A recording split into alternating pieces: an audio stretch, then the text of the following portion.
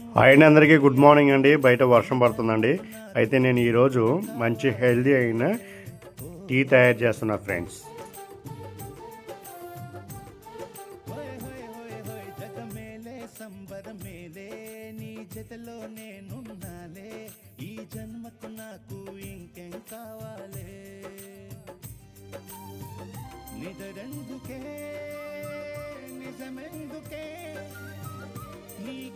గాలి నాకు హాయి ఊయలే వస్తా